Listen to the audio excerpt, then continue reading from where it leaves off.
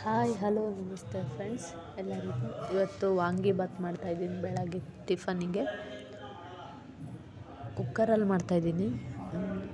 Cooker ಚೆನ್ನಾಗಿ ಕಾದ್ಮೇಲೆ 3-4 ಚಮಚ ಎಣ್ಣೆ ಹಾಕ್ಕೊಂಡು ಚೆನ್ನಾಗಿ ಕಾದ್ಮೇಲೆ ಚಕ್ಕೆ ಮತ್ತು ಲವಂಗ ಹಾಕಬೇಕು. ಸ್ವಲ್ಪ ಶುಂಠಿ ಬೆಳ್ಳುಳ್ಳಿ ಪೇಸ್ಟು. ಅದಾದಮೇಲೆ 2-3 ಗೆಡ್ಡೆ ಈರುಳ್ಳಿನ ಉದ್ದುದ್ದವಾಗಿ ಹೆಚ್ಚಿಟ್ಕೊಂಡಿದ್ದೀನಿ.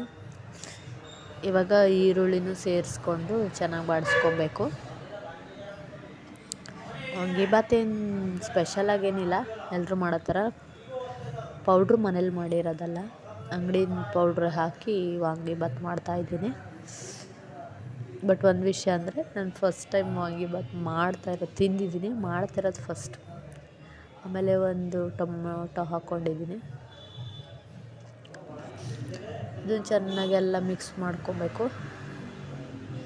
ಮತ್ತು ನಾನು ಬದನೆಕಾಯಿನ ನೀರಲ್ಲಿ ಸ್ವಲ್ಪ ಉಪ್ಪು ಹಾಕಿ ಹೆಚ್ಚಿಟ್ಟಿದ್ದೀನಿ. ಅದರಿಂದ ಕಪ್ಪಗಾಗಿಲ್ಲ ಬದನೆಕಾಯಿ, ಚೆನ್ನಾಗಿರುತ್ತೆ. ಹಾಗೆ ಬರೀ ನೀರಲ್ಲಿ ಹೆಚ್ಚಾಕಿದ್ರೆ ಕಪ್ಪಾಗಿಬಿಡುತ್ತೆ, ನೋಡೋಕ್ಕೂ ಚೆನ್ನಾಗಿ ಕಾಣಲ್ಲ. ಈರುಳ್ಳಿ ಟೊಮೊಟೊ ಎಲ್ಲ ಚೆನ್ನಾಗಿ ಬಾಡಿದ್ಮೇಲೆ ಅದಕ್ಕಿವಾಗ ಬದನೆಕಾಯಿ ಹಾಕ್ಕೋಬೇಕು.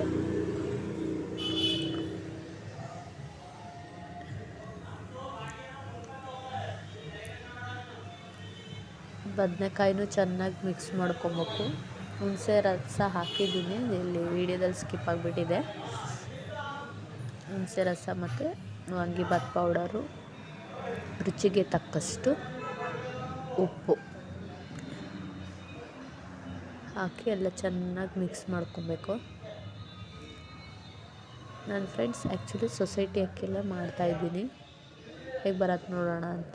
ನಿಜವಾಗ್ಲೂ ತುಂಬಾ ಚೆನ್ನಾಗಾಗತ್ತೆ, ಒಂದು ಸಲ ಮಾಡಿ ನೋಡಿರಿ.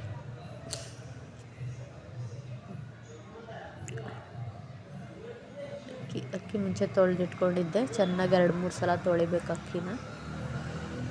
ಇದಕ್ಕೊಂದು ಸ್ವಲ್ಪ ಅಕ್ಕಿ ದಪ್ಪ ಇರುತ್ತೆ, ಅದಕ್ಕೋಸ್ಕರ ಅನ್ನ ದಪ್ಪ ಬರುತ್ತೆ. ಸ್ವಲ್ಪ 1-2 ಚಮಚ ಎಣ್ಣೆ ಜಾಸ್ತಿ ಹಾಕಿದ್ರೆ ತುಂಬ ರುಚಿಯಾಗಿ ಬರುತ್ತೆ.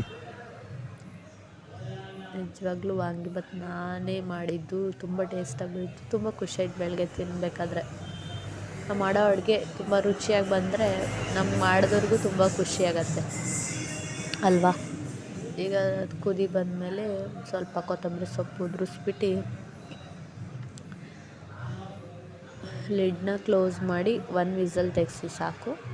ನಾನು 1 ವಿಸಲ್ ಅಷ್ಟೇ ತೆಗೆಸಿದ್ದು ಸಾಕು. 1 ವಿಸಲ್ಗೆಲ್ಲ ಅನ್ನ ಬೆಂದಿರುತ್ತೆ. ಒಂದು ಸಲ ಟ್ರೈ ಮಾಡಿ ನೋಡಿ ಫ್ರೆಂಡ್ಸ್, ಹೇಗೆ ಬಂದಿದೆ ಅಂತ ಹೇಳಿ. ಪ್ಲೀಸ್ ನನ್ನ ಚಾನಲ್ನ ಸಬ್ಸ್ಕ್ರೈಬ್ ಮಾಡ್ಕೊಳ್ಳಿ, ಶೇರ್ ಮಾಡಿ, ಲೈಕ್ ಮಾಡಿ. ಎಷ್ಟು ಚೆನ್ನಾಗಿ ಬಂದಿದೆ. ಈಗ ನನ್ನ ಮಕ್ಳಿಗೆ ಕೊಡ್ತಿದ್ದೀನಿ ನೋಡಿರಿ, ಇಬ್ಬರು ನಿಂತ್ಕೊಂಡೆ. ನಾನು ತಿಂತೀನಿ ಫಸ್ಟ್, ನಾನು ತಿಂತೀನಿ ಅಂತ. Thank you.